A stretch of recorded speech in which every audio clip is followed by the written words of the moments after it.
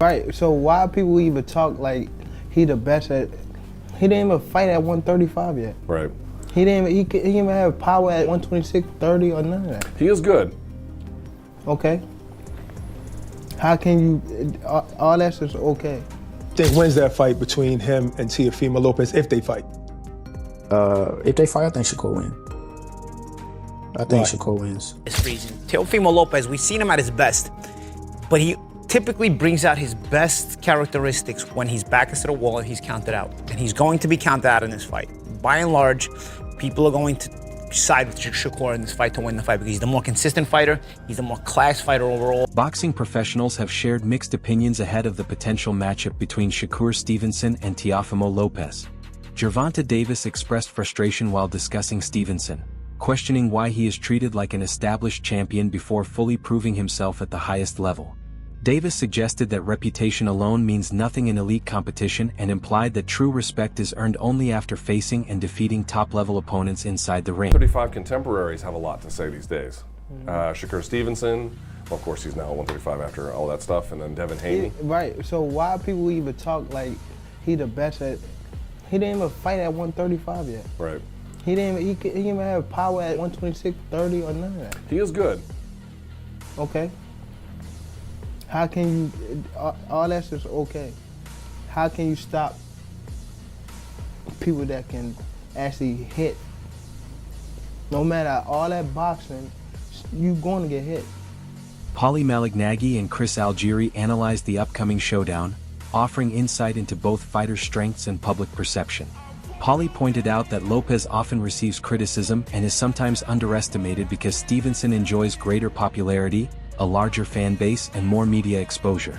As a result, many fans naturally favor Stevenson. However, Paulie emphasized that reputations are tested on fight night. He believes Lopez can rise above expectations and seize the moment to assert himself. According to Paulie, this fight represents Lopez's opportunity to prove his skill and resilience on a global stage and potentially defeat Stevenson decisively. With this situation, because Teofimo is at his most dangerous when he's counted out. And this is going to be one of those fights where he's going to be counted out. Because Shakur is looked at by and large as the guy who can dominate boxing in this generation, right? It's just a matter of him getting the opportunity. I myself have felt that he's the guy who could and should be dominating boxing if he gets the right matchups. But bro, this is one of the rare matchups, if not maybe the only matchup, where I feel like it's a big threat here to Shakur. And then they would all come undone only because of this reason. Teofimo Lopez, we've seen him at his best, but he typically brings out his best characteristics when he's back against the wall and he's counted out. And he's going to be counted out in this fight. By and large, people are going to side with Shakur in this fight to win the fight because he's the more consistent fighter, he's the more class fighter overall, and he's just so damn good.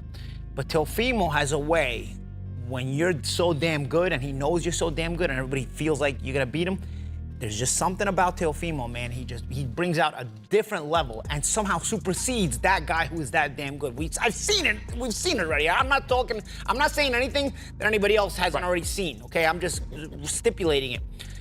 I'm gonna tell you right now, I don't know who wins this fight. Because again, your better head says Shakur, but then you think about, man, Teofimo. Again, he's got the X factor. What I just explained. He's got the talent. I'm telling you right now. Yeah. Shakur is extremely talented and could be the face of boxing as far as being that good and being that dominant, even though no matter how good you are. But this is one of the rare fights where you can get beat. And I don't ever want to hear any of you tank nut huggers that he fights one Uber driver after another. If Shakur Stevenson loses this fight, I don't ever want to hear any of you saying, oh, well, what about Shakur now? Tank this, tank that. Tank fights the guy that delivers my pizza. He fights the guys in the back that are doing the production. He fights the truck driver. I don't want to hear, because he would never have gone. Lamont Roach approaches the matchup with strong confidence in Shakur Stevenson's overall control of the ring. From Roach's perspective, this is not a chaotic or unpredictable fight, but one defined by discipline and rhythm. He views Stevenson as a fighter who dictates the pace from the opening seconds, using distance and timing to force opponents into uncomfortable exchanges. Roach believes Stevenson's ability to read movement and shut down offensive patterns would neutralize much of Teofimo Lopez's explosiveness. In his view, the fight would not turn into a war but instead become a demonstration of precision and discipline, leaving Lopez struggling to build momentum or find consistent openings. Okay, cool. But and doing that, and so I was always going to fight this year. He knew that too. I was always going to fight this year. It was going to be either like a tune-up or something before I fought him, if we were to get that together. So who do you think wins that fight between him and Teofimo Lopez if they fight? If they fight, I think Shakur wins. I think Shakur wins. And I don't think it's going to be like a super tough fight either. I think he just, his IQ will frustrate him. And, wow. Don't you think Teo has also good ring IQ and also is slick, fast? I think explosive? So, but when you look at Teo's performances against guys that are just pure boxers, it's just like he almost lost to Sandor Martin. Some people thought he lost to Sandor Martin. Who else? He did beat Loma, who's arguably at the time considered one of the best in the world. He did, and that was a hell of a performance too. A hell of a performance too. So yeah, I mean, I think he's hit or miss. You got to think he got stuff. He a little cuckoo too. Like he has like a little mental lapses every once in a while. Look at the Kambosos fight. Like that's a fight that people would never expect Kambosos to win, and he won a grueling match against him as well. So I just I don't know. I don't think he can get it done against Shakur when it comes to like. Because it's going to be just a skill match. I don't think he's going to try to rough Shakur off, and this. Roy Jones Jr. frames the matchup around preparation and execution rather than reputation. He stresses that Lopez cannot afford any lapses in focus against a fighter like Stevenson.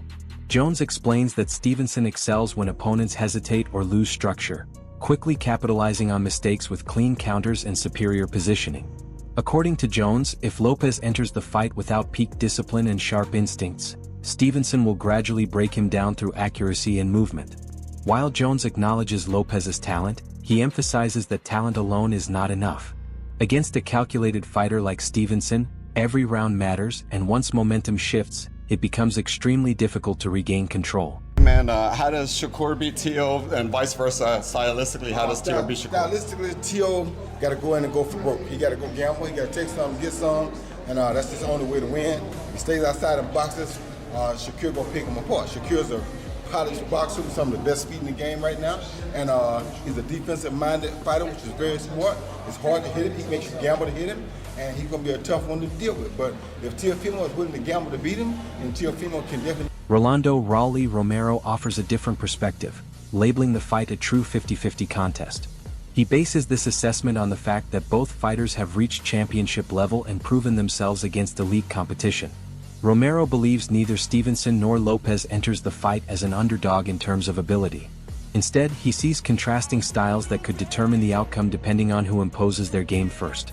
His viewpoint highlights the unpredictability of the matchup, where timing, confidence, and in-fight decision-making may matter more than pre-fight expectations. It's a great fight. Yeah. I think it's a great fight. You'll really see, because at the end of it, they're both Olympians. They're both multi-division world champions.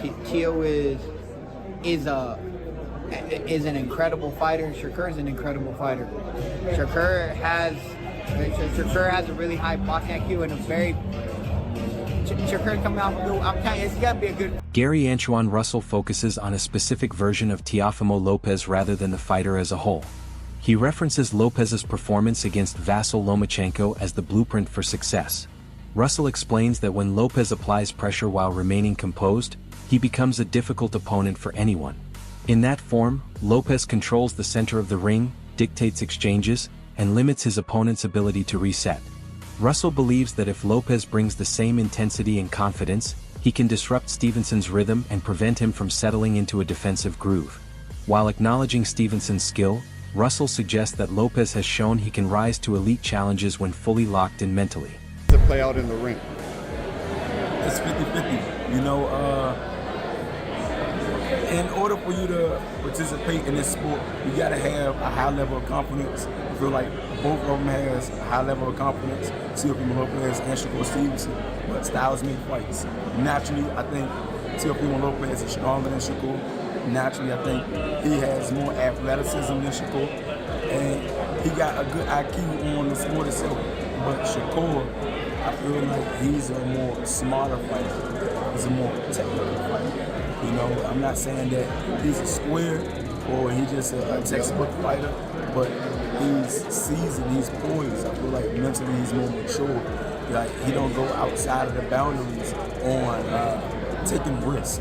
So a lot of times you'll see him fight somebody that could be stiff competition, and it'll wind up being a born fight to a degree. You know, that's why everybody was criticizing him for, oh, he's a born fighter. He's a careful fighter. And I feel like with Teofimo Lopez, he's going to be a careful fighter. You know, just because he's a careful fighter doesn't mean that he isn't punctual with how he do things.